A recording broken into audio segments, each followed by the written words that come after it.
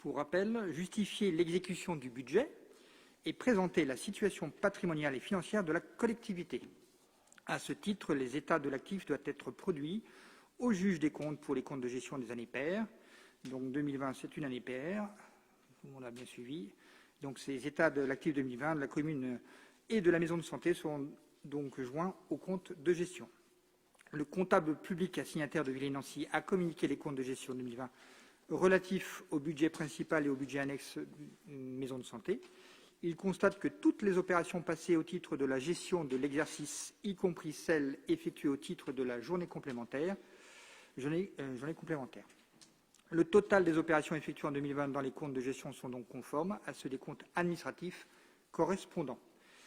Conformément à l'article du Code général des collectivités territoriales, après avis favorable de la Commission des finances, il est demandé au Conseil municipal de déclarer que les comptes de gestion et les états de l'actif dressés pour l'exercice 2020 par le comptable visé et certifié conforme par l'ordinateur n'appellent ni observation ni réserve, d'une part, et d'autre part, d'émettre un avis favorable à l'arrêt des comptes de gestion 2020 du comptable de la trésorerie de Vendôme-les-Nancy pour le budget principal et le budget annexe maison de santé. Merci. Je ne comprendrai toujours pas pourquoi il est désormais obligatoire d'approuver d'abord le compte de gestion et après le compte administratif, mais nous plions à cette exigence législative. Y a-t-il des questions sur le sujet du compte de gestion? Je mets aux voix. Qui est contre? Qui s'abstient? Merci. La délibération numéro 2 est l'approbation des comptes du compte administratif 2020. Tout à fait. Alors là, je vous propose un diaporama. Si je pense qu'on va pouvoir le dérouler. Non, il n'y a pas le diaporama? Si, oui, le voici. Plein écran, ce sera mieux. Donc, pour présenter ce compte administratif 2020, je vous propose de revenir sur 4 points. Le premier, c'est que les recettes de fonctionnement sont en baisse vu le contexte de la crise sanitaire. Les dépenses de fonctionnement également en baisse au vu de la crise sanitaire. Donc ça, ce sont des éléments à prendre en compte dans ce contexte. Les investissements réalisés malgré le contexte sanitaire ont été faits. Donc ça aussi, c'est très bien. Vous allez beaucoup trop vite. On peut revenir à la première diapo, s'il vous plaît. Et enfin, le recours à l'emprunt et à la gestion de la dette, ce sont des éléments que je vous exposerai. Alors, quelques rappels sur le compte administratif. Donc, le compte administratif doit permettre à la collectivité de rendre compte des opérations budgétaires qu'elle a exécutées lors de son année passée, qui est clos.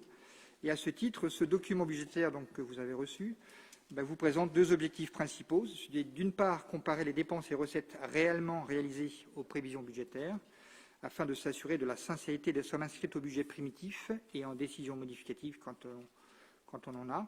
C'est dire ce que l'on fait, c'est faire ce que l'on dit.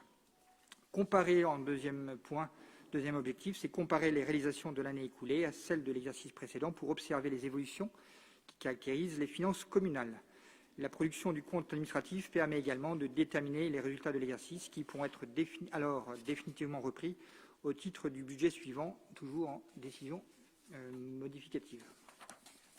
Alors, si on regarde un peu le contexte de cette année inédite, 2 éléments qualitatifs majeurs, comme vous le savez tous. Donc, le premier élément, c'est qu'on a eu un renouvellement de notre équipe municipale. Donc, pour certains, et notamment les nouveaux, il a fallu réapprendre à travailler dans de nouvelles conditions sanitaires, donc travailler à distance, travailler en visio. Donc, des éléments qui ne sont pas forcément faciles à appréhender. Et puis, bien sûr, sur l'aspect confinement, on a eu un ralentissement du fonctionnement, voire un arrêt des services pendant quelques périodes de cette année écoulée.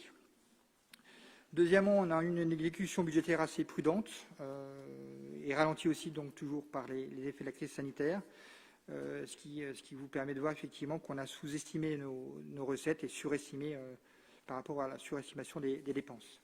Donc vous voyez au niveau des chiffres, on est à 91% de recettes de fonctionnement, par exemple, pour le taux de réalisation. Alors, si on regarde dans le détail maintenant les recettes de fonctionnement, donc qui sont en baisse, alors la baisse de 8%, à peu près 8,73, ça repose essentiellement par rapport donc à 2019 sur le fait qu'on a eu des produits exceptionnels particulièrement élevés en 2019. Donc, pour rappel, c'était 380 000 euros de cession et 145 000 euros de droits de mutation supplémentaires. Ce qui fait que malgré tout, dans nos recettes courantes, il y a peu d'écart, sachant que malgré la baisse de fréquentation, par exemple, dans le périscolaire et puis dans les services de la petite enfance, la CAF a malgré tout compensé les 3 mois d'arrêt qu'on a eu de mars à juin. Donc, ce qui explique que les recettes finalement de fonctionnement n'ont pas été si élevées. Enfin, il n'y a pas une grande différence par rapport à 2019. Sur les dépenses de fonctionnement, là aussi, ce sont des dépenses, comme dirait Valérie, maîtrisées. Donc, on a effectivement au niveau des économies, ou tout au moins fait des économies sur les frais financiers. Donc, je vous en reparlerai quand on parlera de la gestion de la dette. Donc, avec moins 68 000 euros. Et puis, sur les charges générales, environ moins 900 000 euros. Vous avez le détail en fonction sur le diagramme que vous avez là. Les charges financières, donc c'est dû principalement au réaménagement de 2 prêts qu'on a fait. Et puis sur les charges générales, bien sûr, liées à la crise sanitaire.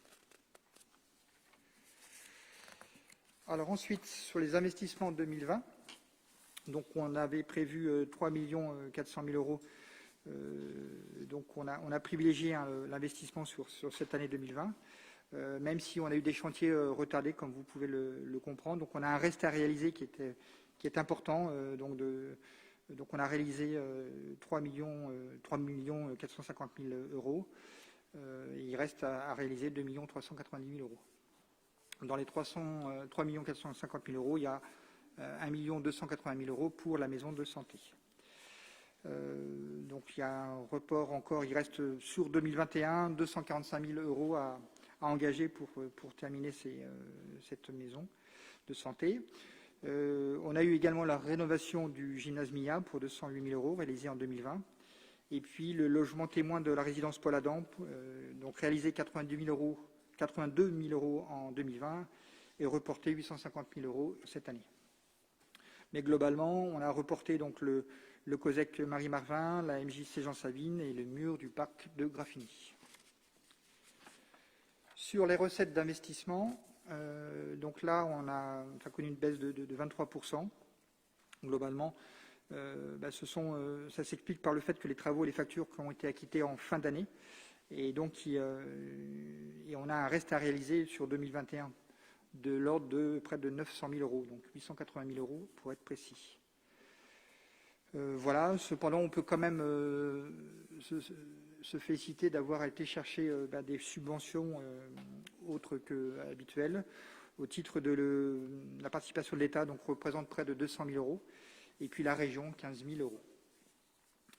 Sachant que notre premier partenaire pour l'année 2020, donc ce sera l'État, et puis la CAF, la Caisse d'allocation familiale, en deuxième position. La gestion de la dette. Alors, donc le remboursement de la dette nous a permis donc l'annuité a diminué de 13%, 13,7% exactement. Donc on constate une baisse des annuités en valeur de 83 000 euros et sur le capital et 36 000 euros sur les intérêts. Donc effectivement, les 2 opérations sur 2020 qui ont permis ça, c'est parce qu'on a renégocié les 2 contrats pour améliorer le taux. On est passé de 5,2% à 0,24%. Donc ça, on peut féliciter les services qui, avec Valérie, qui ont bien œuvré sur cette opération. Et puis, on a remboursé 3 emprunts qui donc se sont éteints. C'est comme ça qu'on l'évoque. Voilà pour la partie présentation. Alors, avant de passer au vote, je crois qu'il faut qu'on... on fait le débat avant on peut débattre. On débat d'abord. Oui, on peut débattre. Oui. Alors, on peut débattre. Y a-t-il des prises de parole? Pas particulièrement. Moi, je voudrais juste ajouter deux choses qui ne sont peut-être pas fondamentales. 3. La première, naturellement, tout le monde a parfaitement compris que cette année est une année exceptionnelle et qu'elle donne corrélativement des comptes exceptionnels. La second enseignement qu'il faut en tirer, c'est que le résultat de cette exceptionnalité est plutôt favorable pour la commune. On ne fait d'ailleurs pas exception avec la quasi-totalité des collectivités. Donc il n'y a pas là ni de quoi, ni matière à liesse, ni matière à critique. En revanche, l'avantage, c'est que ça nous donne une petite possibilité, effectivement, de dégager un peu de souplesse. Malheureusement, ma troisième observation est que l'année 2020 n'a pas fait exception sur l'évolution des dotations de l'État. Pour la bonne bouche et pour vous faire peut-être sourire ce soir sur un sujet qui peut apparaître technique, j'ai reçu une assez longue lettre du préfet suite aux différentes sorties que j'avais eu l'occasion de faire. L'intérêt principal de cette lettre est que cette lettre ne conteste aucun des chiffres qui ont été avancés. Ça rassure, si je puis dire, ou ça inquiète. J'aurais préféré m'être trompé. Et pour la bonne bouche, un des arguments assez savoureux, au détour d'un paragraphe, est de dire finalement, cette dotation est tellement faible que ça ne représente pas grand-chose dans vos comptes et par conséquent qu'elle baisse n'a pas tant d'importance que ça. Alors je reconnais que c'est un argument assez intéressant, j'essaierai peut-être de le replacer sur quelques négociations quand certains d'entre vous discuteront avec des associations, vous leur direz écoutez, notre soutien est tellement faible que finalement il n'est pas si important, autant le supprimer. Je voudrais juste rassurer sur le fait que ça n'est pas dans notre intention, mais j'ai trouvé que le sens de l'humour était poussé. Et je crois qu'il faut que je vous laisse. Bien, donc je vous propose de présider la séance en attendant.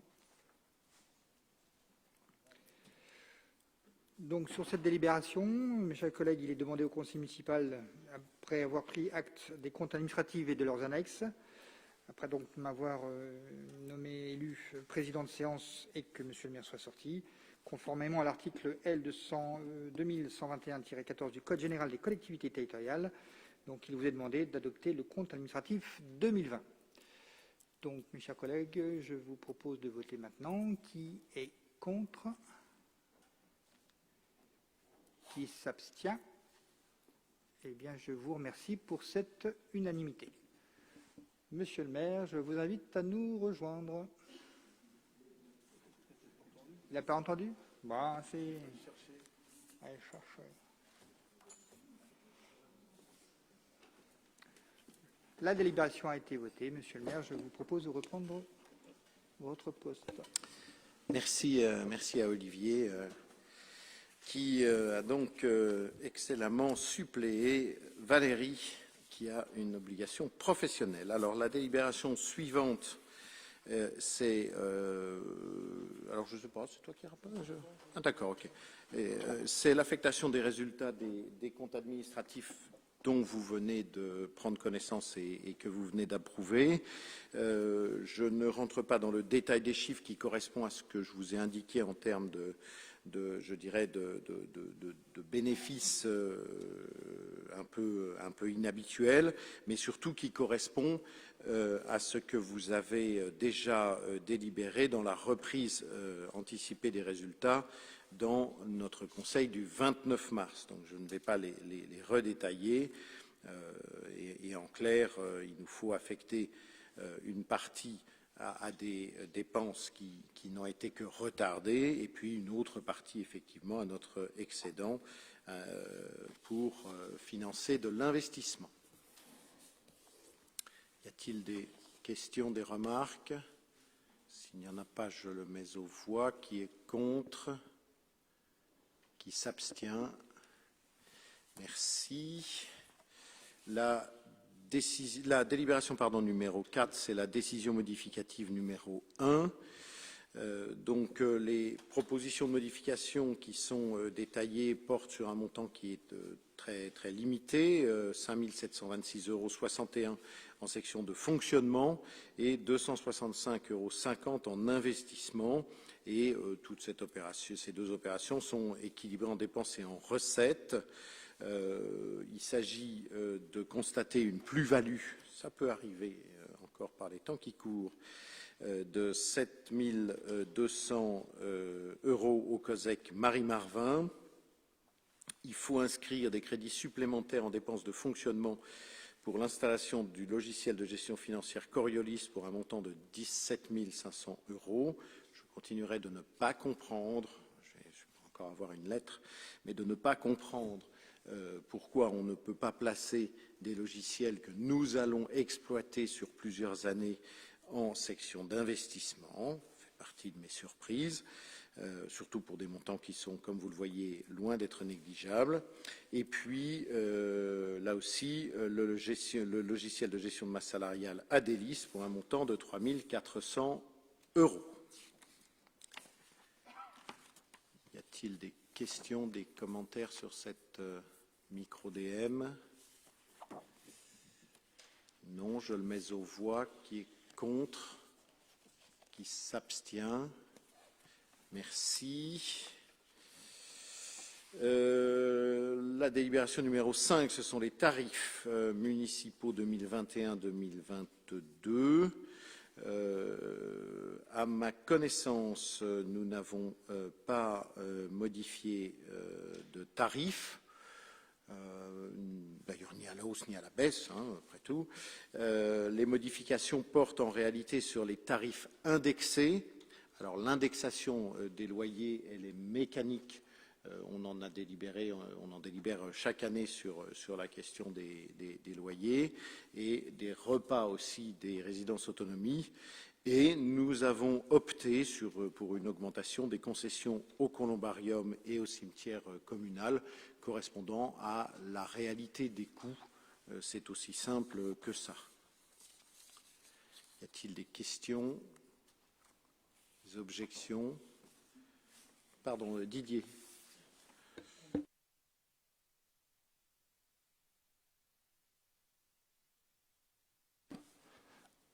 Oui, Monsieur le maire, mes chers collègues, je vais profiter de ces délibérations sur les tarifs municipaux pour me permettre de parler de recettes ou de financement indispensable pour une collectivité aussi active et dynamique que la nôtre. Cicéron l'avait déjà dit, mais Catherine de Médicis l'a dit au milieu du XVIe siècle, l'argent est le nerf de la guerre. Et comme vous le savez, toute collectivité se doit d'avoir des projets au service de ses concitoyennes et de ses concitoyens. Je veux aussi me permettre, si vous voulez bien, de faire un parallèle entre le sport et la politique. En effet, sur plusieurs points de ces deux thématiques, les ingrédients de la réussite sont souvent les mêmes. Un proverbe anglais disait d'ailleurs « point d'argent, point de Suisse ». Dans le sport, tout d'abord, avoir une bonne préparation avant toute échéance, aussi bien physique que mentale. En politique, tout d'abord, avoir un vrai projet et donc de l'argent pour pouvoir le financer. Avoir des engagements et faire le maximum pour tenir ces engagements. Dans le sport, notamment au collectif, ne pas jouer perso pour assouvir principalement son ego, mais au contraire jouer en équipe. En politique, même chose. Ne pas penser qu'à sa carrière personnelle, mais aussi savoir s'entourer et écouter les autres membres de son équipe.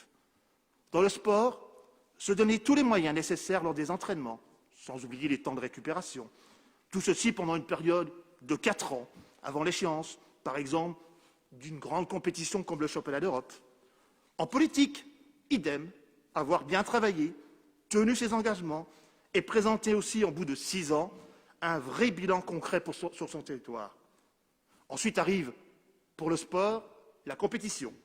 En politique, le passage indispensable devant les électrices et les électeurs.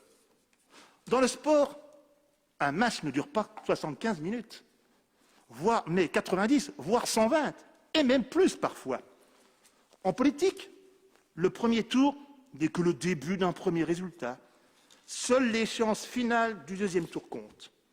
Dans le sport, comme en politique, il existe des remontadas. Dans le sport, il ne suffit pas d'avoir 2 buts d'avance pour être sûr de gagner. En politique, une avance de 108 voix, dont 300 dans un des deux camps, n'assure pas d'être reconduit à son poste. Dans le sport comme en politique, la défaite existe. Elle peut être cruelle, mais elle peut arriver, il ne faut pas l'oublier. Dans le sport comme en politique, quel que soit le résultat, on se doit de respecter les règles ainsi que son adversaire. Bien évidemment, seule la victoire est belle. Dans le sport, merci à toutes celles et à tous ceux qui ont contribué à cette réussite, ou tout au moins au beau parcours, même si c'est arrêté un peu trop tôt. En politique, merci bien évidemment, en premier chef, à toutes les Laxoviennes et à tous les Laxoviens, aux 2104 Villaroises et Villarois d'avoir voté pour nos candidats. Merci aussi à toutes celles et à tous ceux qui ont contribué, même dans l'ombre, à ce brillant résultat final. Ils sont nombreux, et on les remercie pour leur engagement, même dans les moments de doute.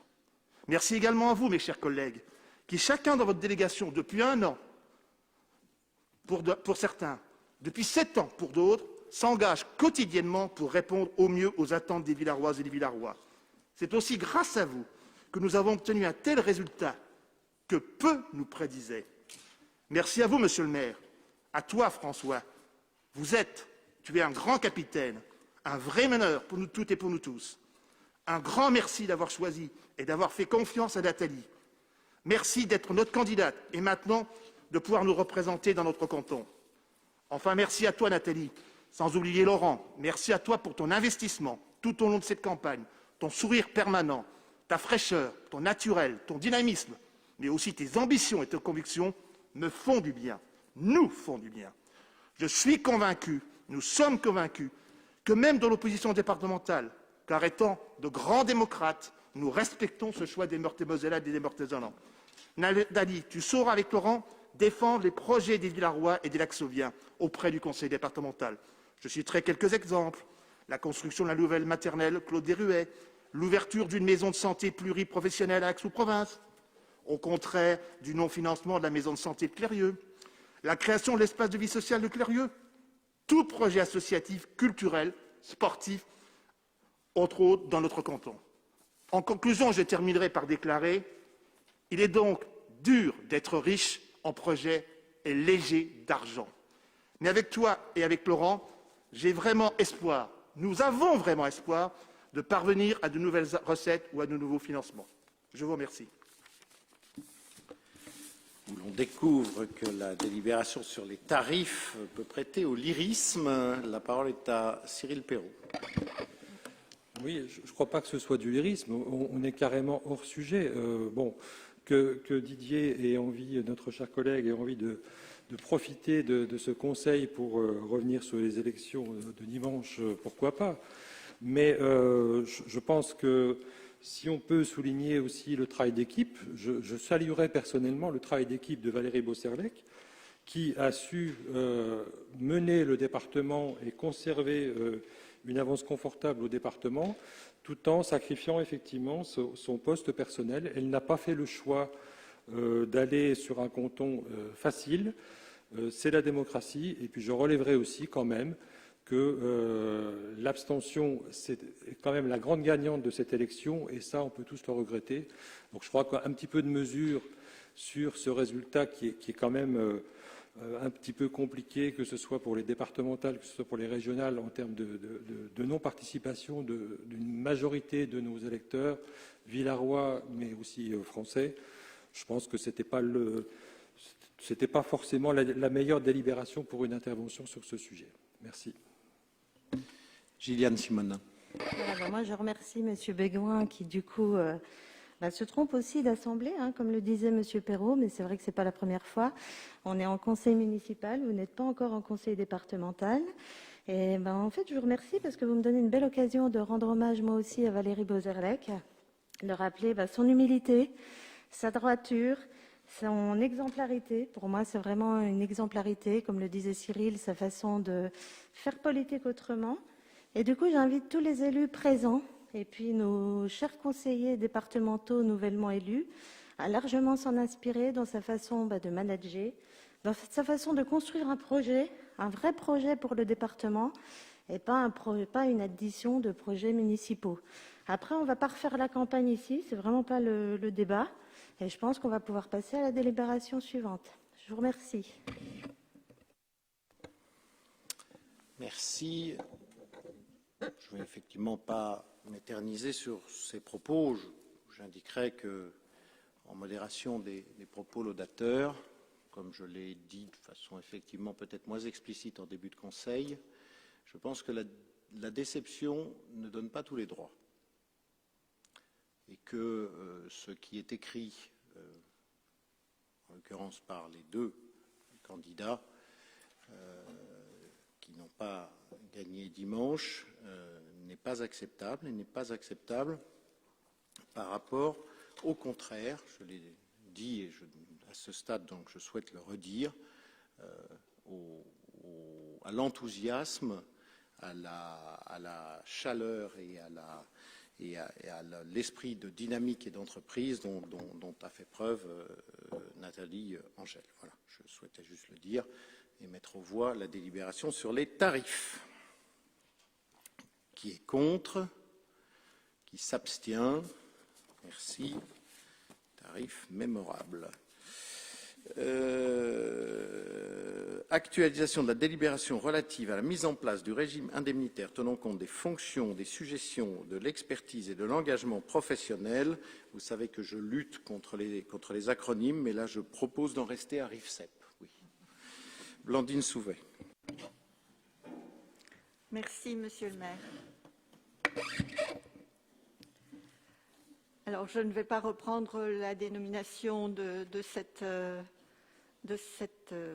RIFSET.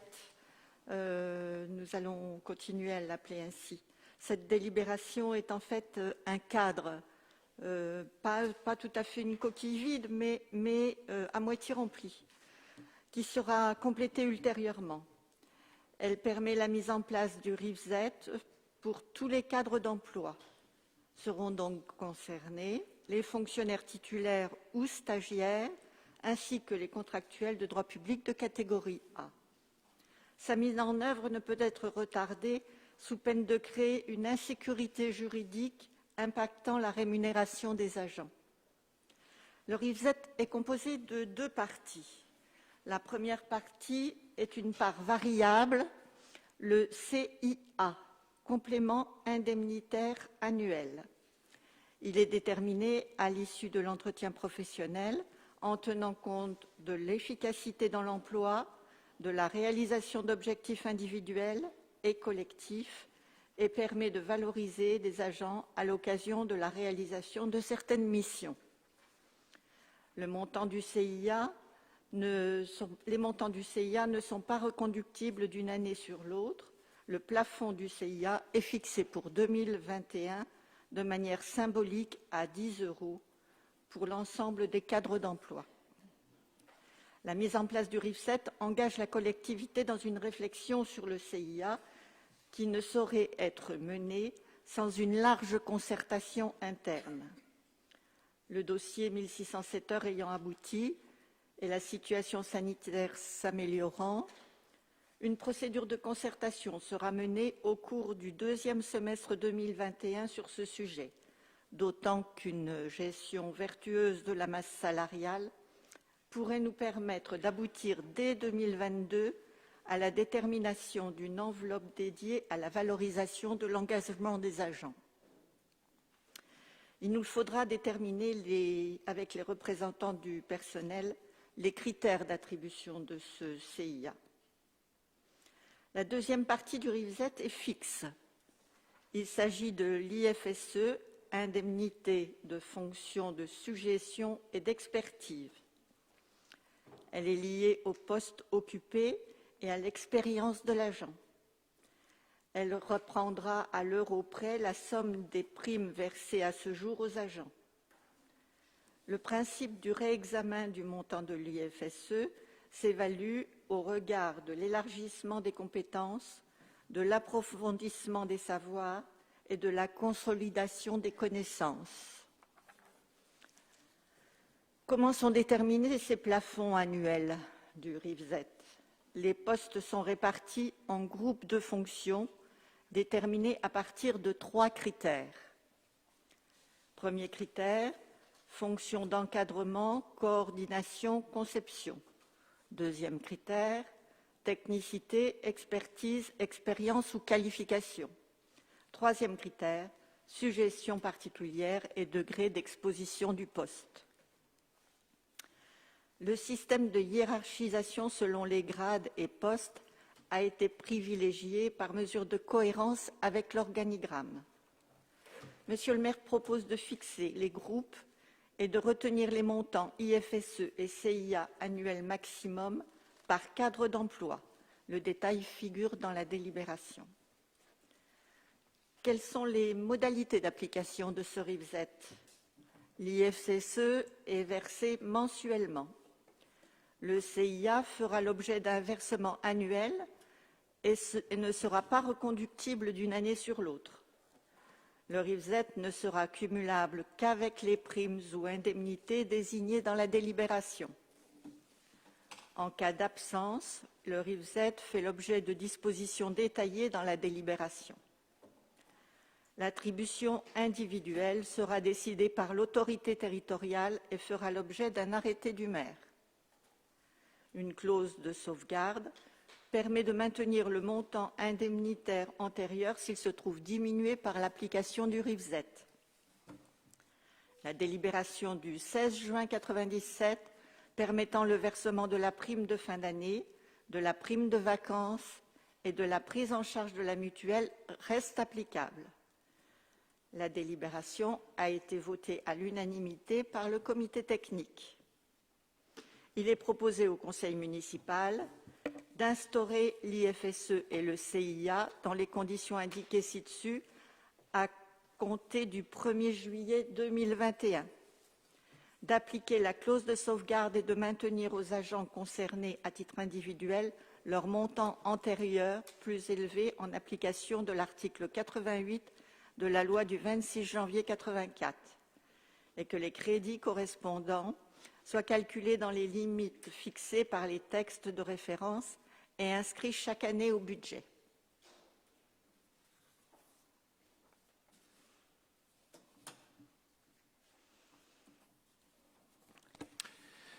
Y a-t-il des questions ou des remarques sur ce sujet?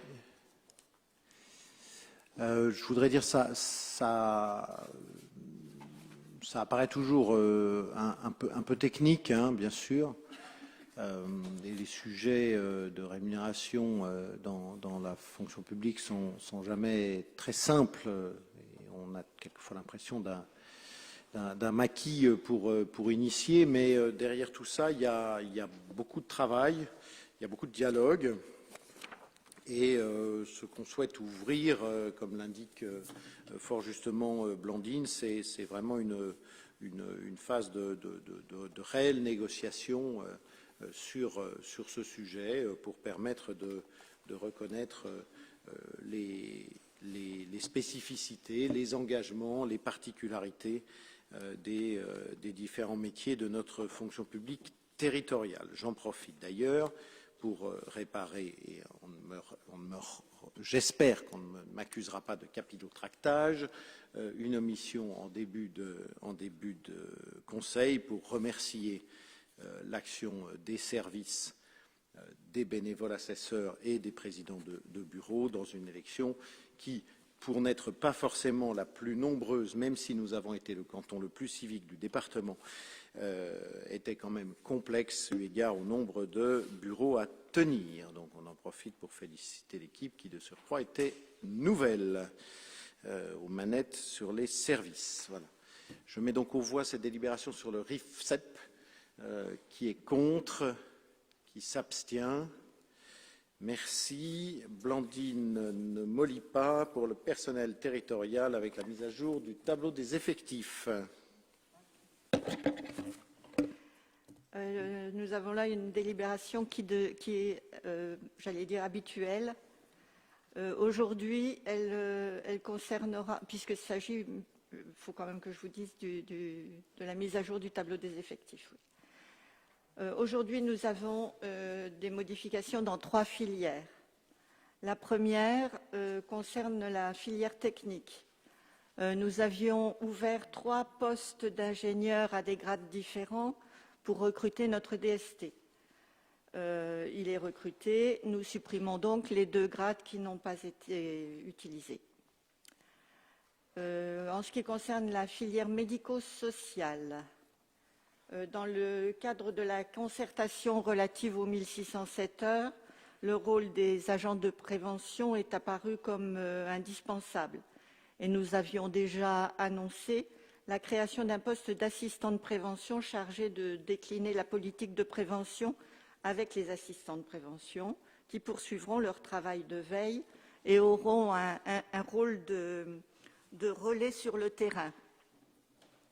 Nous proposons donc la création d'un poste d'infirmier en soins généraux de classe supérieure à temps complet en qualité d'assistant de prévention, mais je vous donne quelques explications.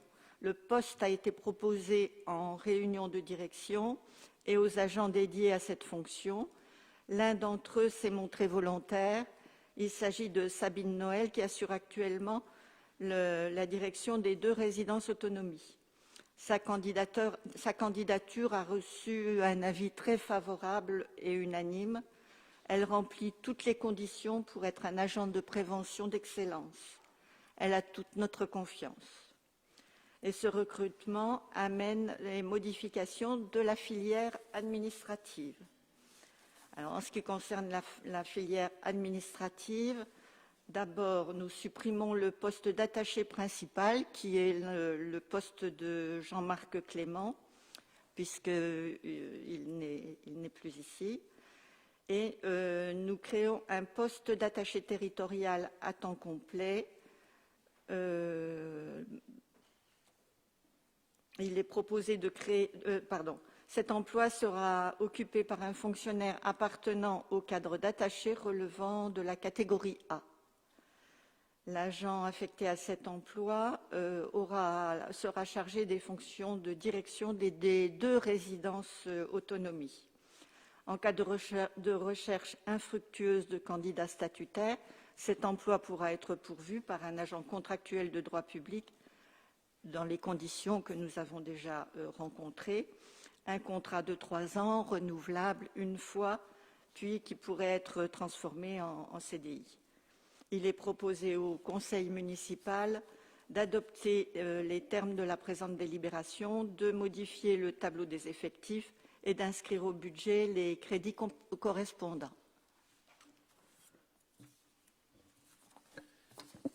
Merci. Quelques aménagements, donc effectivement techniques. On est amené à ouvrir des postes qu'on referme après. Pas de débat particulier, j'imagine. Je mets aux voix qui est contre, qui s'abstient. Merci.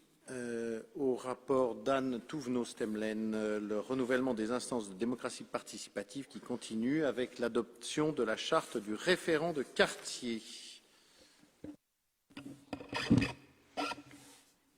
Par délibération du 14 décembre 2020, il a été décidé d'adopter de nouvelles orientations en matière de démocratie participative, en créant notamment un réseau de référents de quartier. Les membres actuels des conseils de quartier, l'adjointe à la démocratie participative et le service communication et démocratie participative se sont réunis lors de 3 réunions plénières les 13 mars, 4 mai et 6 juin 2021 pour élaborer la charte du référent de quartier, première étape d'un fonctionnement démocratique partagé. Les habitants intéressés par la démarche et qui se sont fait connaître ont été invités à ces ateliers de co-construction de la charte des référents. Cette charte a pour objectif de définir le rôle et les missions de chacun en s'appuyant sur l'information, la consultation, la concertation et la co-construction entre les élus et les habitants. Elle est complétée d'une carte proposant un découpage de principes du territoire qui assure une cohérence de représentation par petits quartiers et interquartiers. L'organisation, le fonctionnement du dispositif des références de quartier en cours de co-construction avec les citoyens déjà engagés dans cette démarche sera précisé par délibération. Considérant que la charte du référent de quartier a été co-construite avec les actuels membres des conseils de quartier, les habitants ayant souhaité s'y impliquer et la municipalité, il est demandé au conseil municipal d'adopter la charte du référent de quartier. Merci. On est dans la continuité des démarches entreprises. Gilliane Simonin. Oui, merci, Monsieur le maire. Donc, nous avons bien noté que la charte s'était faite en concertation avec les membres restants des conseils de quartier, à peu près une dizaine en comptant les invités. Après, on entend bien qu'on ne peut pas le faire à plus, ce n'est pas du tout le propos. Donc, je voulais d'abord commencer mon propos en remerciant Madame Touvenot et Madame De Rosa pour l'envoi des documents complémentaires que j'avais pu demander en commission. Comme l'opposition n'est pas présente à ces réunions, c'est vrai que c'était important d'avoir accès aux différents documents et ça m'a été permis, donc très bien. Il me manquait juste les retours oraux des membres présents, donc je les ai eus depuis la commission. Et il y a ainsi donc, 2 points de tension très forts dans cette charte qui méritent donc révision et qui expliquent pourquoi nous allons être amenés à voter contre ce soir. Le point 3. Pas de vote des habitants. La nomination des référents de quartier aura lieu à l'issue d'une rencontre avec vous, Monsieur le maire, et avec votre adjointe. Quelle légitimité pour ces référents s'ils ne sont pas élus par le vote des habitants? Ensuite, comment pensez-vous que cela puisse être perçu, ce rendez-vous? Peut-être que vous allez pouvoir nous apporter des précisions, ce rendez-vous avec vous qui amène à cette nomination des référents. On sait que lors de la conférence des conseils de quartier, vous vous rappelez, en février, il était bien demandé une forme d'indépendance vis-à-vis du pouvoir politique en place. Donc on a un risque d'entre-soi ici assez non négligeable, donc c'est pour ça que c'est notre premier point de tension. Ensuite, le deuxième point, c'est dans le point 2.2, transmettre les informations collectées auprès des habitants vers la ville et de la ville aux habitants. Les membres des conseils que j'ai pu entendre ne souhaitent pas être des transmetteurs d'informations de la mairie vers les autres. Donc il va falloir placer un curseur assez précis. Ils ne souhaitent là pas encore de confusion entre eux et puis le pouvoir politique, que ce soit la majorité ou la minorité d'ailleurs. Ce sentiment est renforcé, donc la confusion entre la politique et puis ces référents de quartier par le point 3.1, puisqu'ils seront amenés à suivre des réunions municipales, suivre des commissions municipales et pourquoi pas des commissions métropolitaines. Donc voilà nos points de tension très forts relevés aussi par certains membres. Quelques points complémentaires rapidement. Madame Touvenot m'a précisé en commission que des rendez-vous de travail pourraient avoir lieu en dehors de la présence des élus. Donc pour moi, c'est un point important à ajouter dans la charte parce que c'est bien évidemment très très important. Ensuite, le point suivant, il m'en reste 2, je vous rassure. Cela fait déjà 1 an que le mandat a commencé. On ne peut s'empêcher de constater qu'à Nancy, on en est déjà à 3 ateliers participatifs. Là où sur Villers, on est encore dans la construction, ou plutôt la co-construction. J'entends bien que cela en prend du temps, mais n'est-ce pas finalement un dispositif trop complexe? Les retours que j'ai eus montrent bien que certaines des personnes présentes à ces réunions ne seront pas forcément présentes comme référents de quartier. Enfin, dernier point, il y a un besoin d'accès, mais ça je pense que c'est prévu à un espace dédié avec des infographies de présentation, la charte une fois qu'elle sera adoptée, car lorsque des personnes souhaitent se renseigner par rapport à ce dispositif, qu'ils puissent avoir accès à l'information facilement. Car même si nous votons contre aujourd'hui, pour tous les points que j'ai évoqués, nous espérons bien pouvoir voter un jour pour à un moment de ce mandat. Ce ne sera pas aujourd'hui, mais l'enjeu est trop important, on en a bien conscience avec vous. Nous avons pu le voir ces 2 dimanches avec le taux d'abstention qu'il y a eu localement et nationalement. Voilà, je vous remercie. Merci. Cyril Perrault. Oui, je serai bien sûr dans la même ligne que Gilliane Simonin. Alors, je ne suis pas Didier Bégoin, je vous ferai un petit rappel historique, mais je ne remonterai pas à Catherine de Médicis. Je remonterai simplement à l'histoire de la démocratie participative à Villers, qui remonte à 2002-2003. 2003, c'était l'année de la concrétisation officielle avec le vote en conseil municipal.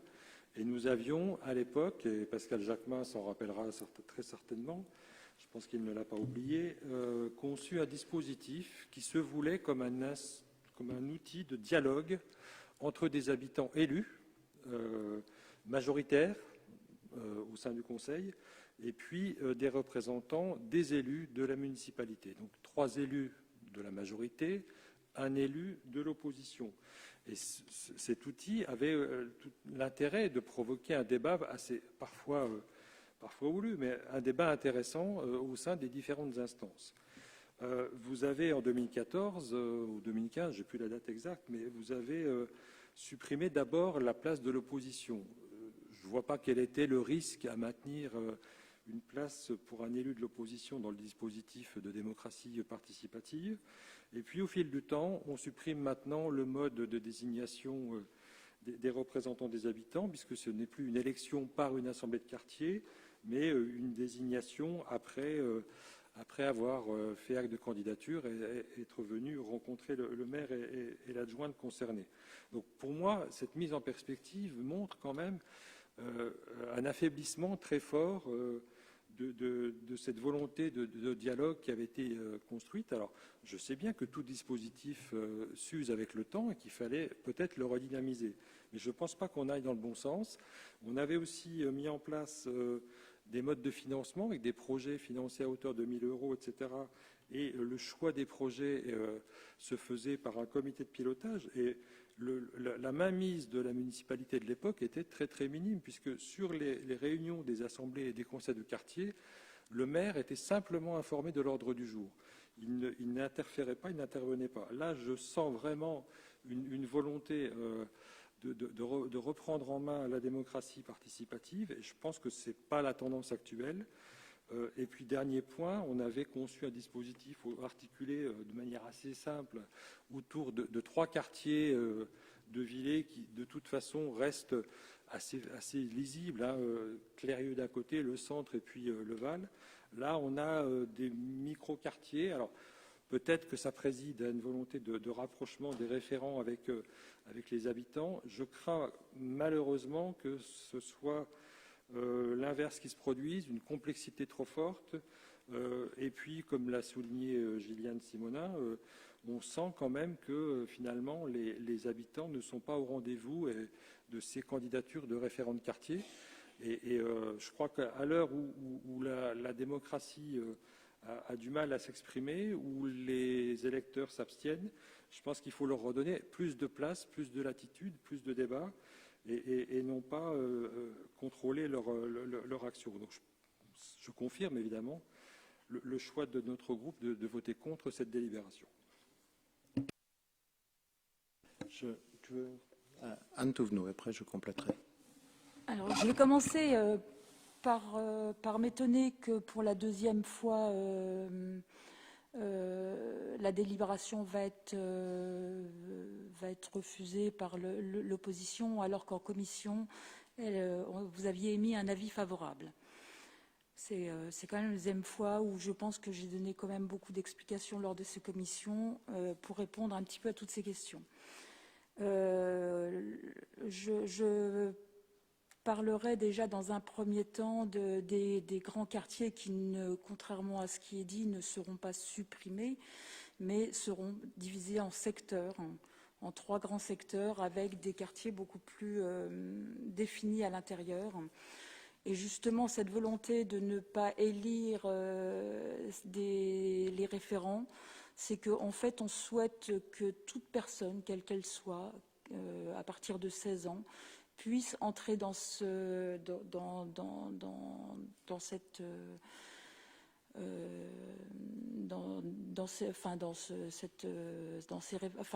pour rentrer dans ce réseau référent.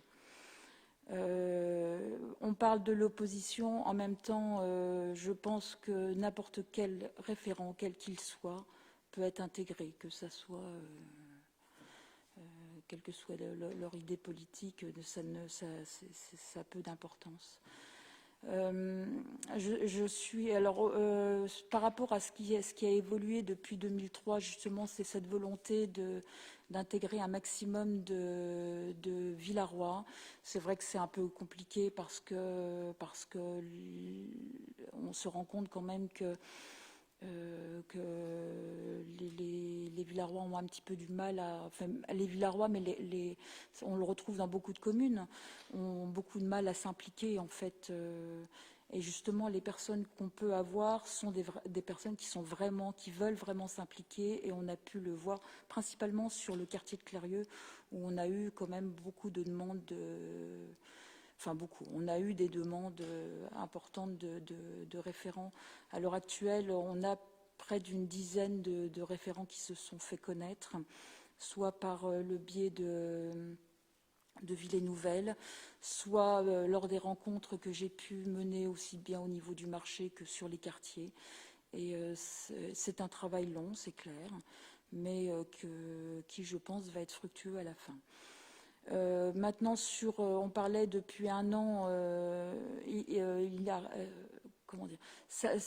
a eu des choses de mises en place déjà. Hein, donc, ce fonctionnement commence déjà petit à petit dans certains dossiers. Comme encore hier, on a eu une balade urbaine donc sur le quartier Château, Moureaux, à Erbach. Donc, on a pu rencontrer des résidents des quartiers, et on a cette volonté vraiment d'aller à la rencontre des Villarois, voilà. On l'a vu sur le projet Catnose, on l'a vu sur la mise en place du marché. Donc des projets où les membres actuels des référents de quartier, le membre actuel des conseils de quartier ont pu participer activement. Voilà en quelques mots. Je propose. Merci. Je ne voudrais pas qu'on tourne au dialogue de sourds, mais en revanche, je crois qu'il y a en partie méprise, ou en tout cas approche différente. J'ai déjà eu l'occasion de le dire, mais je vais le préciser un peu plus suite à un dialogue qui est intéressant. Hein, je pense qu'il faut qu'on l'ait. Nous ne créons pas une assemblée. Nous ne créons pas une agora. Je vais vous dire comment on l'a fait fonctionner, l'agora à Villers. Nous créons des gens à qui on propose de se responsabiliser pour un espace de quartier donné qu'ils connaissent bien, qu'ils pratiquent. Et extrêmement loin des débats politiques. Je ne vais pas revenir par sortir, mais puisque Cyril en a reparlé, on peut se le redire. La raison pour laquelle nous n'avons jamais pensé que l'opposition, quelle qu'elle soit, devait participer aux réunions de conseil de quartier, c'est parce que ça n'était pas un forum, ça n'était pas un lieu de débat politique, c'était un lieu libre, dédié et géré par des citoyens pour faire des propositions ou répondre à des interrogations et à des éléments de concertation de projets municipaux. Ce n'est pas une assemblée, ce n'était pas un lieu de représentativité, qu'elle soit territoriale, je vais y venir, ou politique. Après, le projet qui est là a été élaboré très étroitement avec l'ensemble des élus des conseils de quartier, qui ont très majoritairement, on peut toujours en trouver qui ne sont pas d'accord, certains sont là ce soir d'ailleurs, mais qui ont très majoritairement proposé cette nature d'évolution. Et je vais essayer d'expliquer à quoi ça sert. Comme le dit fort justement Anne, s'il n'y a pas d'élection, c'est parce que le but, c'est de pouvoir prendre tout le monde. Et s'il y a une forme de filtre, c'est parce que la question, c'est juste de vérifier que chacun a bien compris quelle est la mission et va l'exercer. Le but, c'est pas de dire je veux prendre celui-là qui me convient mieux par rapport à celui-là qui me convient moins bien. Je pense que ça, il me semble que depuis 1989 et la chute du mur de Berlin, c'est quand même plus vraiment dans les pratiques en Europe. C'est pas du tout ça qu'on souhaite faire. Ce qu'on souhaite faire, c'est donner l'opportunité à plus de monde de s'investir pour plus de territoires. Parce que qu'est-ce qu'on a constaté dans le fonctionnement classique des conseils de quartier, qu'on peut renommer comme on veut, mais qui reste quand même plus ou moins ça, et je viendrai à la différence fondamentale entre Nancy et Villers. J'ai eu la chance d'être élu à Nancy et à Villers. Qu'est-ce qu'on a souhaité faire? On est parti d'un constat, ah oui, ils étaient élus, ils sont élus, ils étaient élus, les membres des conseils de quartier, ils étaient élus avec 3 assemblées générales représentant pas plus de 150 Villarois. C'est 1% de participation. Et je souhaite ne pas avoir à regarder combien représente la participation dans d'autres désignations, dans d'autres territoires. Donc cette légitimité, elle est fort relative. Et pourquoi elle est fort relative? Parce qu'on ne peut pas se reposer sur des gens à qui on a demandé de se déplacer un soir, en semaine, pour voter sur un truc qui leur semble éloigné. Et honnêtement, je n'ai pas vu beaucoup de territoires ayant été capables de renouveler cet aspect-là. Mais le deuxième aspect, c'est celui qu'on vient d'évoquer, c'est qu'en réalité, on n'a pas besoin de cette élection. Parce qu'on a besoin des bonnes volontés, et elles sont partout. Et ce qu'on a constaté tout au contraire, c'est que dans le fonctionnement des conseils de quartier, au final, tout un chacun finissait, je ne voudrais pas en stigmatiser tel ou tel plutôt que d'autres, mais on peut avoir certains exemples assez parlants à l'esprit, finalement, proposait et s'investissait essentiellement sur les sujets de son environnement de vie. Et qu'il n'est pas du tout certain que quelqu'un de la rue de Laxou ou Martial Moureau, sur laquelle on était hier, ait beaucoup d'envie de s'investir dans la partie Nancy du boulevard Quatennose. Et que ça, c'est ce qu'on a constaté, c'est la réalité. La réalité, c'est que nous sommes tous attentifs à notre partie de quartier. Et que cette partie de quartier, c'est grosso modo celle-là. Et qu'à la limite, plus elle sera petite, mieux ce sera. Il appartiendra ensuite d'être capable de globaliser un certain nombre de questions, quand ces questions, évidemment, portent des sujets plus globaux. Si on est sur les sujets de voirie, c'était très intéressant d'ailleurs cette concertation hier, parce que les riverains le comprennent parfaitement et le disent eux-mêmes. Il y a une grande différence entre une rue de proximité qui n'est fréquentée que par ses riverains et une rue de transit qui est fréquentée par significativement plus de monde. Et c'est ce qu'on voit d'ailleurs, parce que, pardon, mais nous n'avions pas grand retard, puisque cette concertation a été la toute première, je pense, de l'agglomération, mais il n'y a pas de compétition en la matière. C'est ce qu'on a constaté sur le sujet, effectivement, de la zone Quatennose et square du Pont-de-Villers. C'est qu'un nombre beaucoup plus important que les seuls riverains souhaitait prendre la parole par rapport à cet espace qui est en partage de plus de monde. En revanche, bien sûr, une placette où habitent 6 personnes et qui est au bout de notre commune ne va vraiment être... seuls les riverains vont se l'approprier. C'est comme ça. Et donc c'est ça qu'il faut qu'on arrive à faire.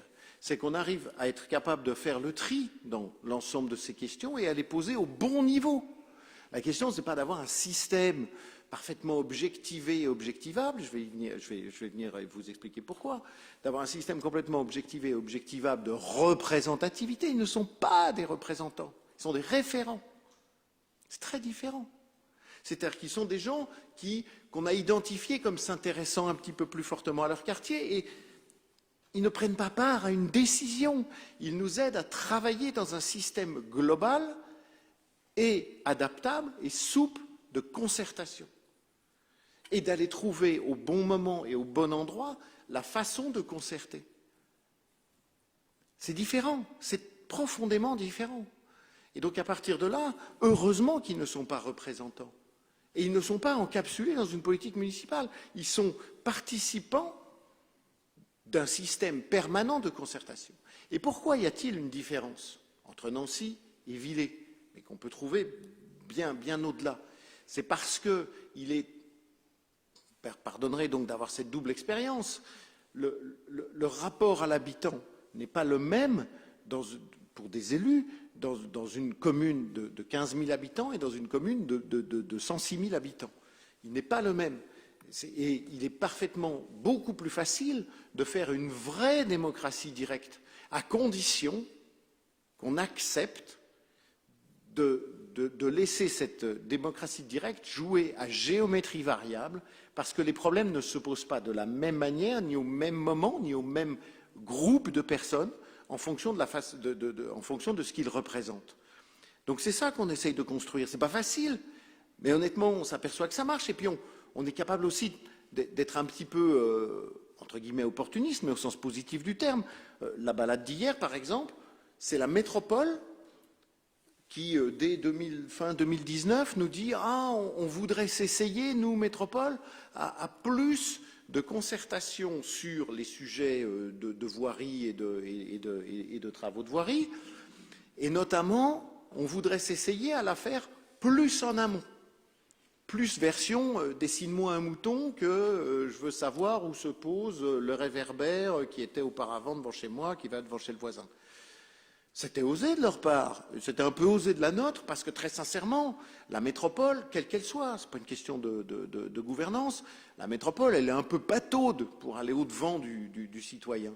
Et nous, ce qu'on a fait dans cette affaire, par exemple, d'hier, c'est ça, c'est qu'on est juste les transmetteurs de gens qui souhaitent venir prendre le pouls, et ceux qui y participaient peuvent en témoigner, qui viennent prendre le pouls d'une attente des riverains, en amenant, entre guillemets, c'est plutôt tendre de ma part, les technos de la métropole, les gars qui font vraiment les dessins de rue.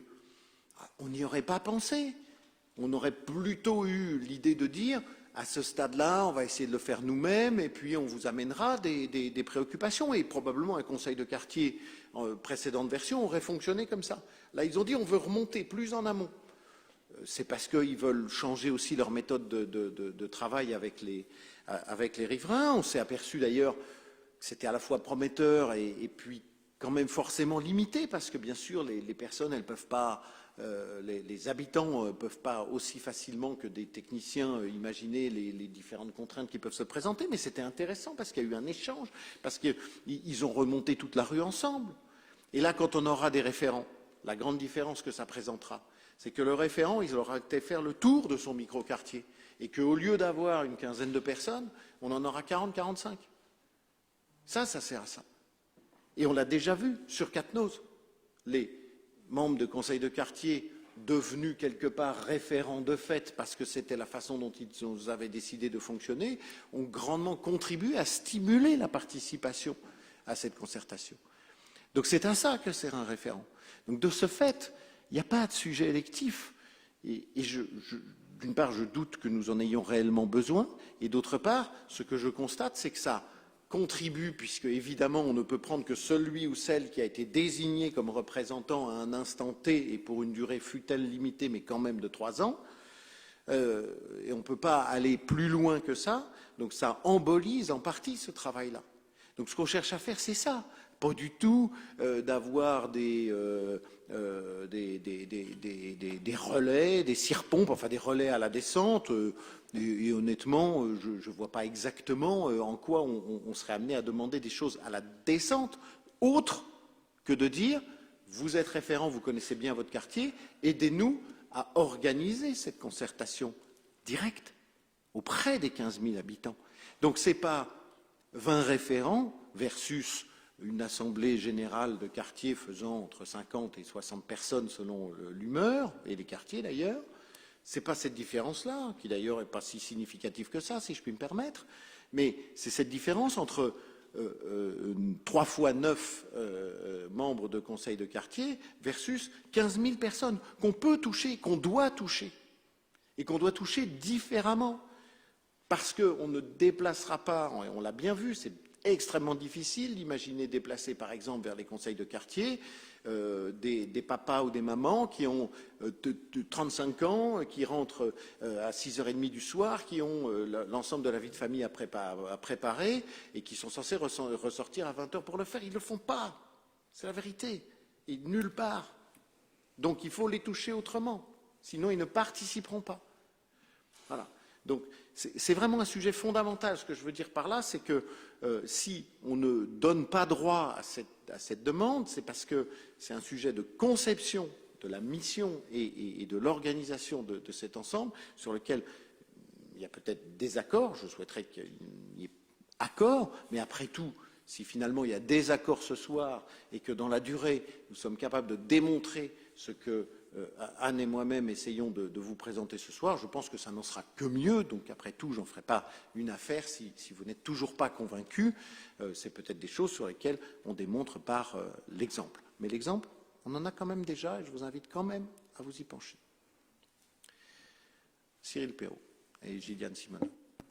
Oui, je crois avoir commencé mon intervention tout à l'heure en disant qu'on avait conçu, nous, un outil de dialogue. C'était donc pas du tout une assemblée qui était censée prendre des décisions à la place des élus, mais bien une instance d'échange, de dialogue dans les deux sens d'ailleurs, dans le sens des élus vers les habitants, des habitants vers les élus, pour pouvoir enrichir un petit peu le débat démocratique. Et je ne crois pas que notre demande de représentation de l'opposition, ce soit une demande de faire du débat politicien. Je crois que c'est de participer à notre place, à notre rôle d'élu de la minorité, à ces échanges.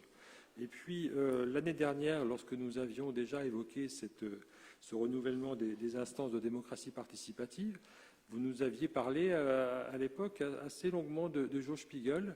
Et j'en entends plus parler. Et Joe Spiegel, il a aussi eu l'avantage de proposer dans sa commune qu'une partie des référents ou des membres des conseils de quartier soient tirés au sort.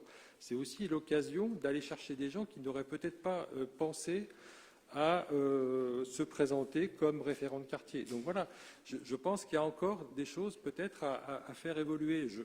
Notre vote contre, ce n'est pas un vote d'opposition fermée, c'est parce qu'on n'y retrouve pas notre compte. Je crois qu'on l'a un peu expliqué. Merci. Donc moi, je voulais juste revenir sur l'avis favorable en commission, parce que Anne Touvenot, à juste titre, dit que j'ai donné avis favorable 2 fois, et je pense même plus, parce qu'effectivement, je fais mon mea culpa, moi, ma vision, qui est certainement erronée, mais je vais expliquer ma façon de voir les choses, qui explique ma façon de fonctionner aussi. C'est que lorsque je mets un avis favorable en commission sur une délibération, pour moi, c'est un avis favorable pour qu'elle passe en conseil municipal. Après, on peut discuter là-dessus. Mais pour moi, en fait, c'est surtout que derrière, là, je l'ai dit tout à l'heure, j'avais besoin d'aller à la rencontre des gens.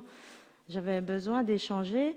Et donc, c'est ça qui fait qu'à un moment, forcément, moi, j'ai besoin... Alors, j'ai le temps de la réflexion, j'ai le temps... je suis quelqu'un qui travaille, je suis quelqu'un qui va voir les gens. Donc, forcément, il peut y avoir décalage. Alors, j'en conclus qu'il faut que je vote contre à chaque fois ou que je m'oppose systématiquement pour avoir le droit à ce temps de réflexion et de travail entre la commission et puis le conseil municipal. Voilà.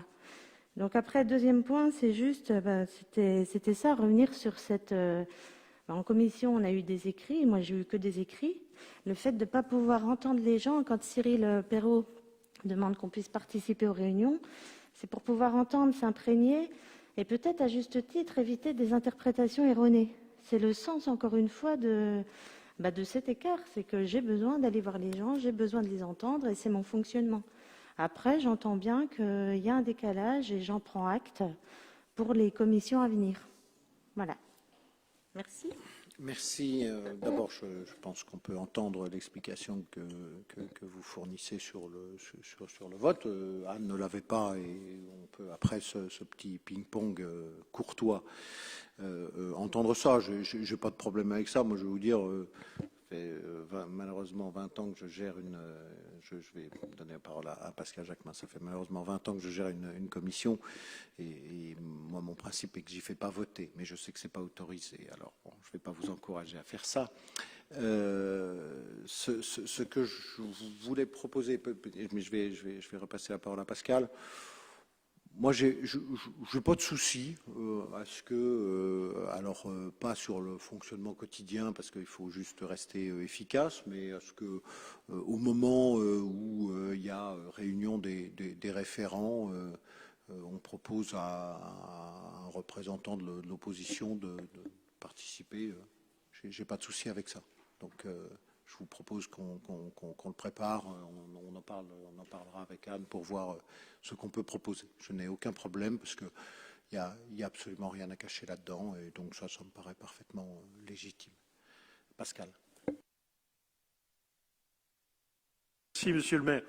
Oui, je me permets de prendre la parole simplement parce que, bien sûr, Cyril Perrault l'a rappelé tout à l'heure, quand on est arrivé en 2001, il n'y avait pas de conseil de quartier, mais il n'y avait pas d'obligation non plus politique de mettre en place. Maintenant, c'est une obligation.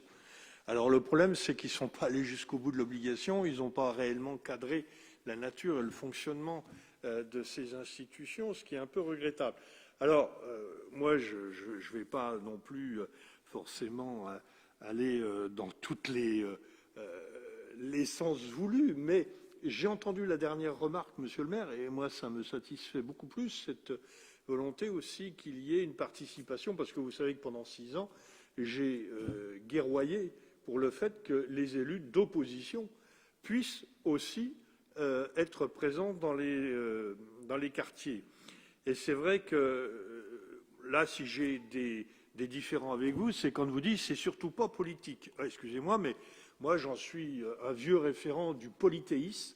La vie de la cité, tout ce qui est vie de la cité est politique. Pour moi, voilà, moi je n'ai pas bougé de ça. Pour le reste, si vous voulez, c'est vrai que c'est une démocratie participative qui est mise en place, mais à la différence un peu de ce qu'il y avait auparavant, où ça descendait, si on lit bien un certain nombre d'articles, c'est plutôt le contraire, parce que il y a une volonté, effectivement, que ces référents, et moi, c'est peut-être, ça part d'un bon sens, mais ils doivent à la fois étudier toutes les questions d'intérêt collectif, informer sur les projets concernant les quartiers, participer aux réunions publiques, on est d'accord, transmettre les informations collectées. Ça veut dire que ce seront des citoyens, non seulement qui auront été choisis comme référents, mais qui auront été informés de la politique municipale.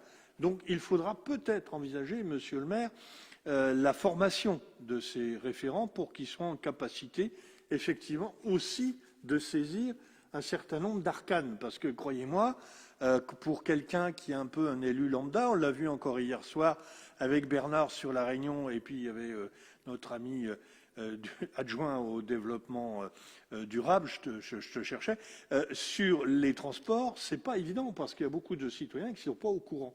Donc c'est vrai que moi je vais voter finalement pour cette charte du référent de quartier.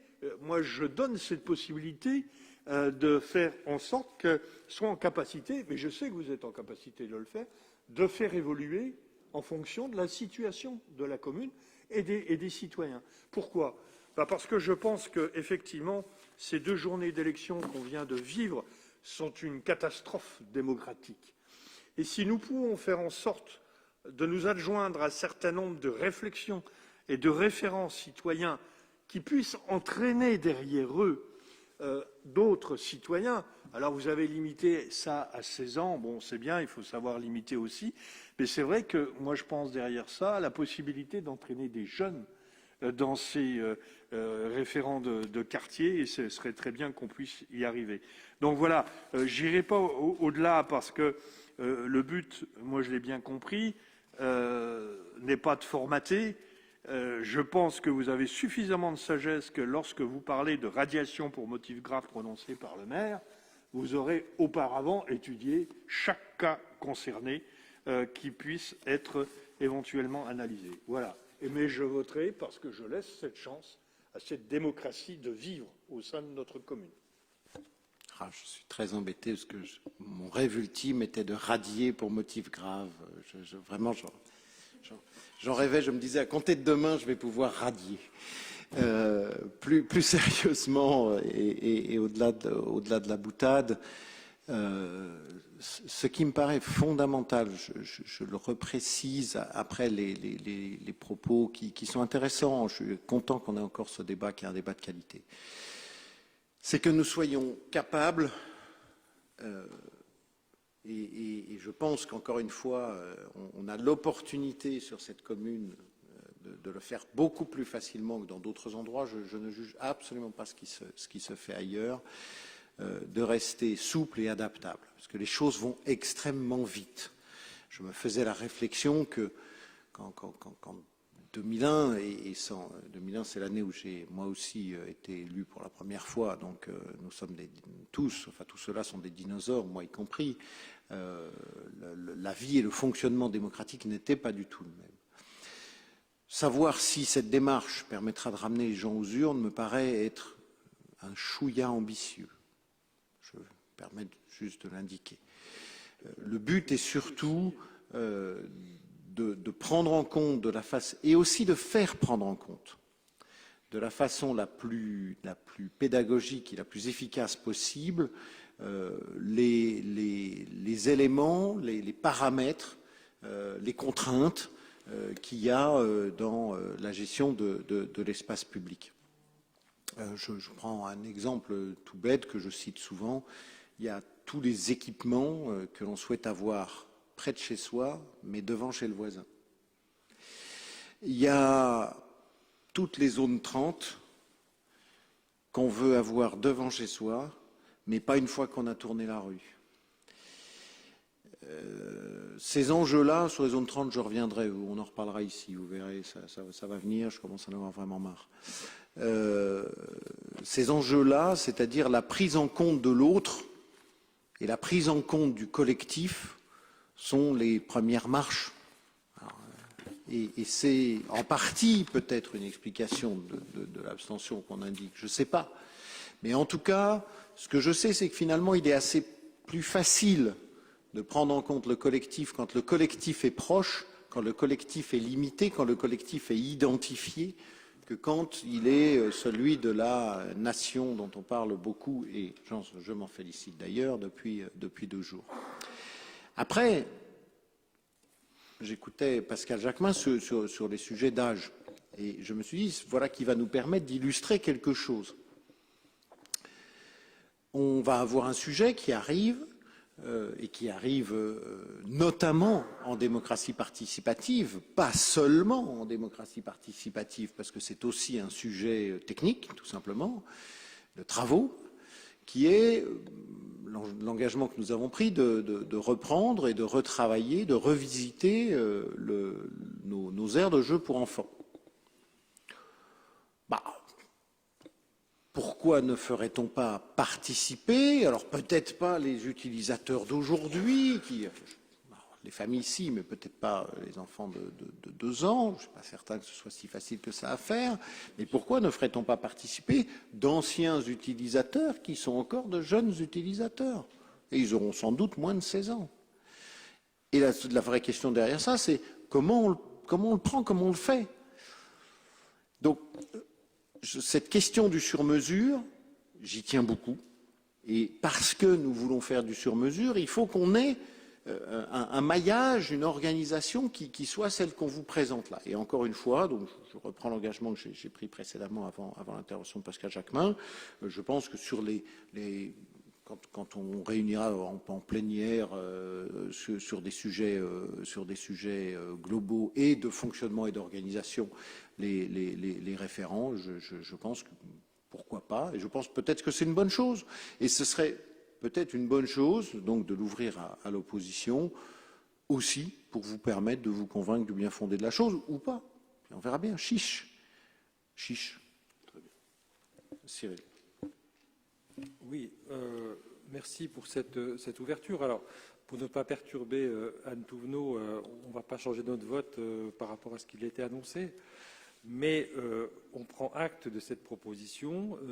Nous sommes tout à fait aussi, vous êtes capable d'évoluer sur cette ouverture. Nous sommes capables d'évoluer sur notre vote. Il y aura d'autres occasions de reparler de démocratie participative. Donc, voilà. On a débattu sereinement, on a argument contre argument. Je pense qu'effectivement, on n'a pas du tout la prétention de penser que les simples instances de démocratie participative ramèneront les gens aux urnes. Ça, on en est bien conscient. On a d'ailleurs, avec Pascal Jacquemin à l'époque, mis un certain temps à installer les conseils de quartier parce que c'était une démarche un peu nouvelle à l'époque et compliqué, et c'est pas ça qui change la face du monde. Mais c'est vrai qu'il faut aller dans le sens meilleure participation pour justement réintéresser, je ne vais pas dire réenchanter, mais réintéresser les citoyens à la vie politique, au sens vie publique de proximité. Hein, il n'y a pas de débat partisan à avoir dans ces lieux-là. C'est pas notre propos. On estime que on représente une partie des électeurs villarois, mais à côté de ces électeurs, il y a aussi les habitants qui, avec leur autre casquette, qui représentaient effectivement les membres des assemblées de quartier. Ils étaient majoritaires. Ils étaient en capacité de nous faire remonter des échos de leur terrain, de leur territoire. Donc, merci pour cette ouverture. Pour l'instant, on reste sur notre vote annoncé, mais on considère qu'il y a une démarche constructive. Et puis, je remets au débat l'histoire du tirage au sort de Joe Spiegel. D'ailleurs, Joe Spiegel disait aussi une chose, c'est que il propose une formation justement à tous les référents ou à tous les habitants qui s'intéressent, parce que justement, si on va chercher des gens par le biais du tirage au sort, ils sont encore plus surpris que les autres, ils sont peut-être encore plus éloignés de ces questions d'animation et de vie d'une municipalité, et ils ont encore plus besoin que d'autres de recevoir une formation. Donc je pense que ça, c'est quelque chose qu'il faut qu'on puisse continuer à faire évoluer. Merci. Merci. Je répondrai sur le tirage au sort après. Olivier Hérault. Oui, merci Monsieur le maire. Juste pour répondre aussi à l'interrogation de Pascal sur la participation des jeunes et des enfants, on peut par extension illustrer le fait qu'au travers du conseil municipal d'enfants, pas plus tard que la semaine dernière, nous avons fait participer les jeunes sur la réflexion de leur cours de récréation. Et donc, là aussi, on travaille avec les enfants, pour les enfants. Donc, voilà, c'est un recueil d'idées qui va être diffusé à l'ensemble des enfants et des écoles pour pouvoir illustrer leur futur, l'évolution de cette cour de récréation. Donc, on est vraiment dans cette extension, dans ce travail permanent auprès de tous nos publics, les anciens, les jeunes et les enfants. Donc, je pense qu'on est vraiment dans cette démarche-là. Merci à Anne pour tout son travail. Anne Touvenot. Je voulais juste rajouter deux petits points. Le premier point sur la formation, je rappelle qu'en point 3.3 de la charte, nous avons un paragraphe sur la formation et justement que la ville s'engage à favoriser la formation des référents de quartier en permettant de renforcer leurs compétences. Donc c'est déjà dans la charte que nous avons élaborée.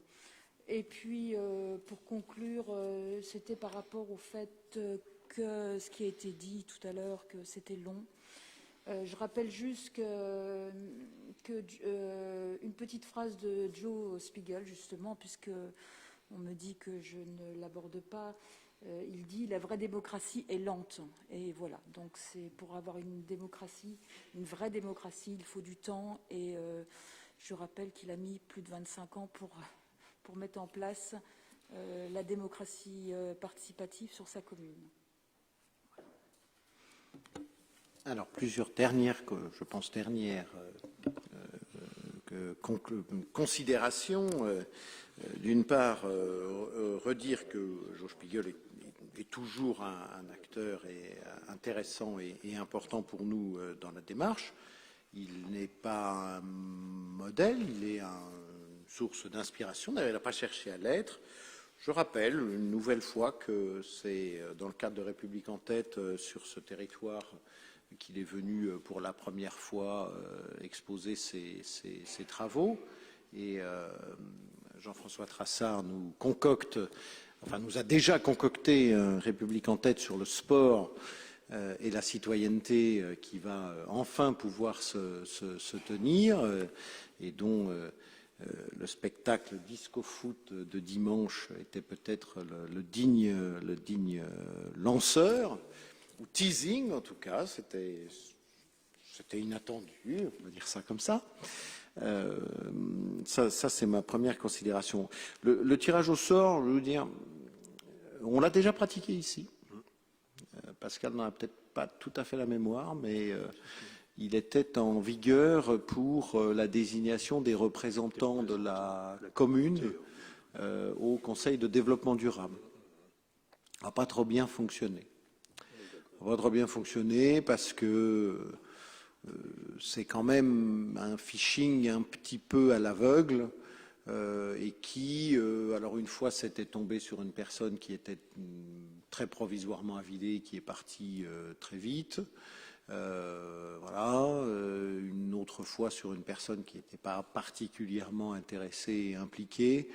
Je pense que ça peut être, non pas à l'instar de la démocratie, mais à différence de la démocratie, le système qu'on peut peut-être retenir quand les autres n'auront pas marché. Donc si on se trouve avec des trous importants dans la raquette, pourquoi ne pas le tester? Mais je pense qu'on a quand même la capacité à mobiliser suffisamment pour obtenir un quadrillage correct de la commune. Si on est trop court, on pourra le faire, mais franchement, voilà, c'est d'ailleurs pas l'alpha et l'oméga quand même de Joe Spiegel. Et puis je voudrais, pour conclure aussi, effectivement mettre l'accent sur la remarque d'Olivier Hérault. C'est une très très belle consultation qui porte sur tous les sujets de la cour de récréation. Ça part au départ d'un engagement de campagne, de créer des îlots de fraîcheur sur la plupart ou la totalité de nos cours d'école. Et puis le questionnaire a été étendu, il a été étendu, y compris, je trouvais ça très intéressant, à la question de savoir si on pouvait peut-être trouver des façons de mieux partager la cour d'école. Vous savez, ce sujet sur le fait que les garçons sont dominants et prennent plus de place que les filles dans une cour d'école, constat que j'avais envie de partager, mais qui aboutissait à l'interdiction du football, constat que je n'avais pas très envie de partager, mais je suis peut-être un dinosaure là aussi, et on me dira peut-être que c'est la bonne formule, j'en sais rien. Je ne sais d'ailleurs pas si on joue tant que ça au foot dans nos cours d'école, mais on verra ce qui peut en sortir, et je pense qu'il sortira beaucoup de sagesse, et que ça pourra d'ailleurs être synthétisé et transmis à tout le monde. En tout cas, je vous remercie de ce débat. Je connais le sens du vote, on ne va pas y revenir, ce n'est pas dramatique en soi. Je pense qu'il est dédramatisé grâce à la discussion qu'on vient d'avoir ce soir. Je le mets aux voix. Qui est contre? Qui s'abstient? Merci. Autre sujet d'importance qui arrive au rapport de Stéphane Klopp, la commune nature. Les pesticides utilisés pour le désherbage des parcs, jardins, voiries sont régulièrement détectés dans les eaux superficielles et souterraines et constituent une source de pollution importante. Des diagnostics sur la qualité des eaux souterraines régulièrement établis ont mis en évidence que la pollution des eaux souterraines par les produits phytosanitaires constitue un facteur de déclassement important de la qualité des ressources en eau et notamment des captages d'eau potable. La région Grand Est et l'Agence de l'eau Rhin-Meuse souhaitent mettre à l'honneur les collectivités engagées dans une démarche respectueuse de l'environnement, contribuant à la préservation de la ressource en eau et à la sauvegarde de la biodiversité. Dans ce cadre, il est donc proposé de concourir à la distinction commune nature en participant à une future campagne d'audit qui permettra d'illustrer et de valoriser le travail d'ampleur déjà engagé par la ville. Diminution par 2 de la consommation d'eau pour le fleurissement entre 2014 et 2020. Nous sommes passés de 300 mètres cubes utilisés en 2014 à 150 mètres cubes en 2020. Et utilisation d'eau pluviale à la place de l'eau potable depuis avril 2021. Donc nous avons une station de pompage d'eau pluviale que nous avons installée près du square des Arômes, et qui nous permet donc de prendre ces 150 mètres cubes sur les eaux pluviales et plus du tout sur le réseau d'eau potable. Suppression de l'utilisation des produits phytosanitaires depuis 2015 hors cimetières et terrains de sport, puis démarche zéro pesticide atteinte avec une étude et un appui de Fredon qui s'est terminée par un rapport rendu en décembre 2019. Un premier essai de végétalisation est en cours pour à terme végétaliser les allées de l'ancien cimetière. La participation à cette démarche sera formalisée par la signature d'une charte d'entretien et de gestion des espaces communaux publics. Il est demandé au conseil municipal de valider l'inscription de Villers et Nancy à la distinction commune nature et d'autoriser le maire ou son représentant à signer tout document y afférent.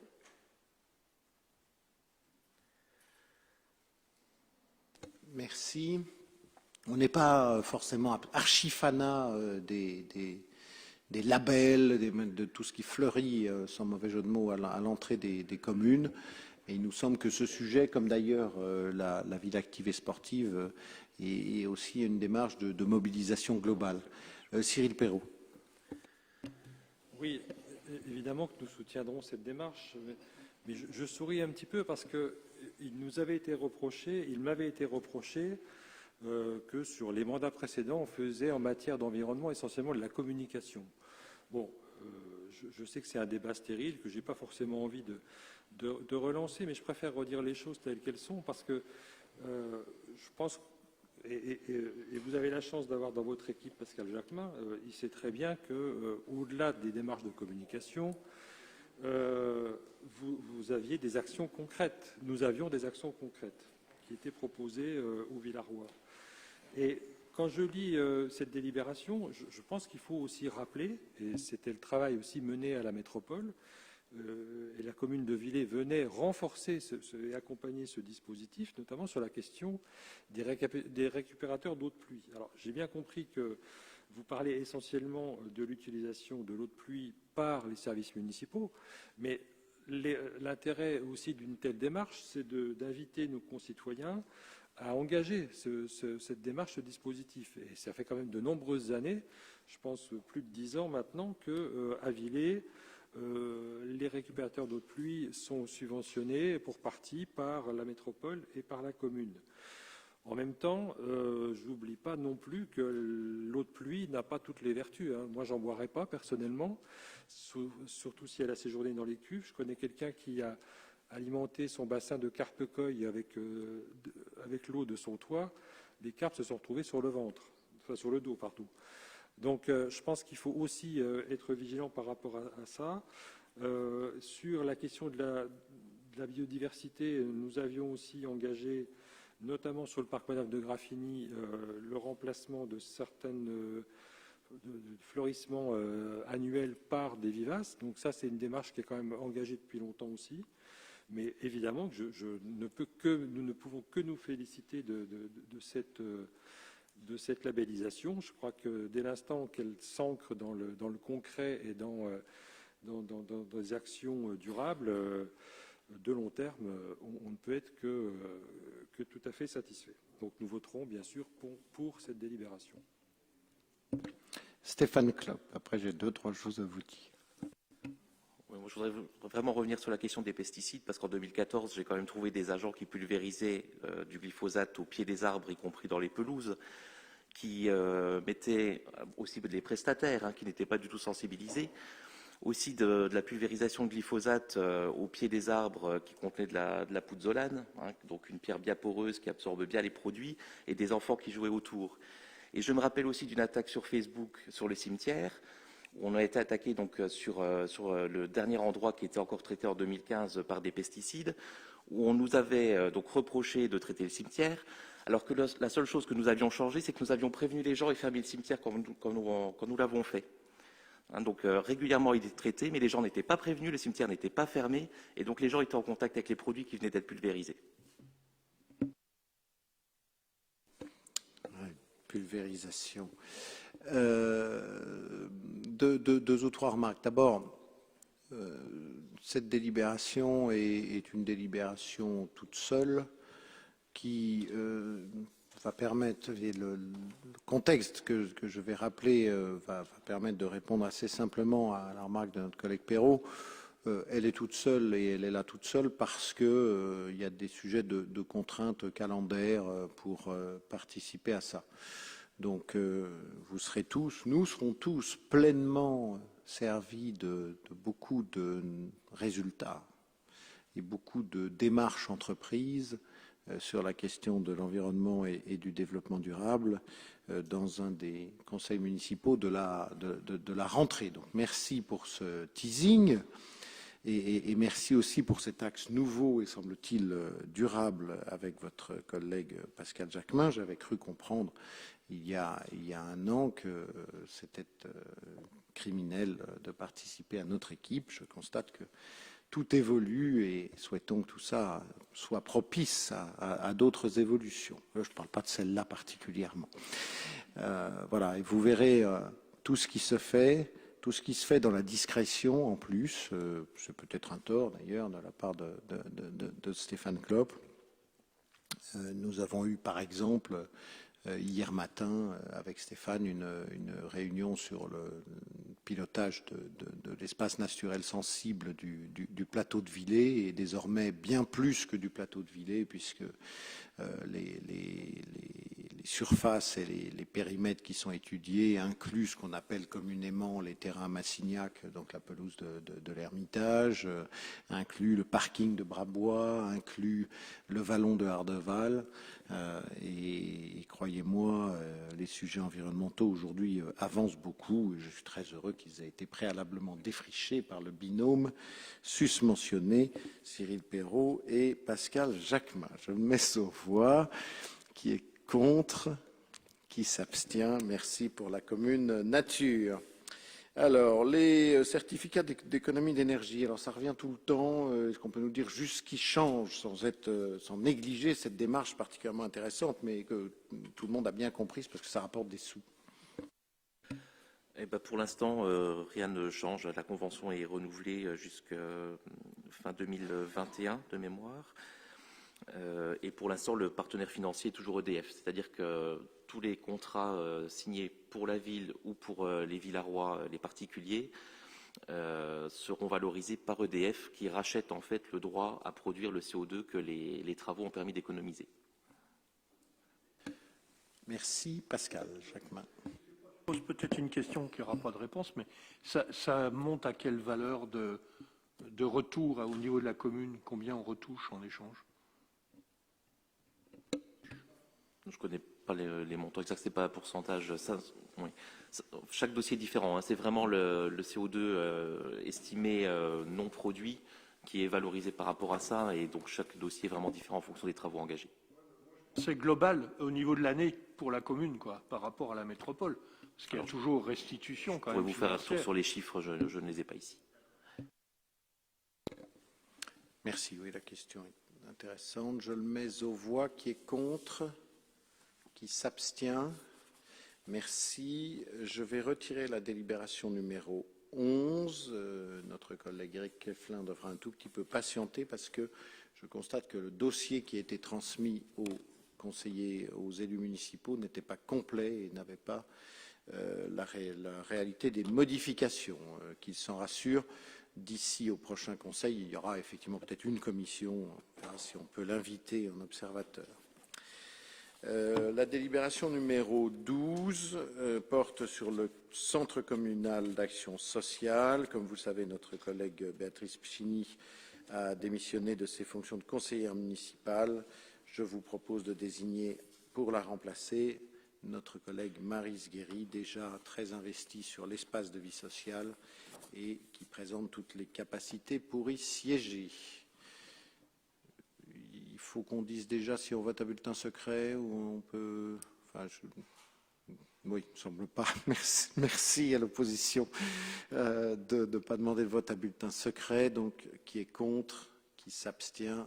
Merci pour Maryse. Et pour le Centre communal d'action sociale et sa présidente Christine, qui est impatiente d'accueillir Maryse. Toujours dans la même veine, la délibération numéro 13, notre collègue Béatrice Pchini était ma suppléante au réseau Gérard Cuny. Vous savez, c'est un réseau de gérontologie. Et je vous propose de désigner notre élue à la santé, Véronique Pierron. Pas de vote à bulletin secret, pas d'opposition. Merci beaucoup. Écoutez, ce conseil est terminé. Je vais vous souhaiter... à tous et toutes un bel été. Je laisse un petit suspense. Nous aimerions pouvoir tirer un feu d'artifice le 13 juillet. On a pris toutes les dispositions pour et nous trancherons dans les 2 jours qui viennent. Mais surtout par le fait que Nancy, pour des raisons là aussi qui lui sont propres et qu'on comprend aussi, a choisi de ne pas tirer. Si on pouvait le faire, ce serait plutôt sympa. Je n'ai pas la date du prochain Conseil. Je pense que c'est parce que c'est un petit peu loin et qu'on n'a pas encore prévu de date. Nous reviendrons évidemment à la date du lundi, les deux derniers ayant été décalés pour des raisons différentes. Bonne soirée à tous et merci.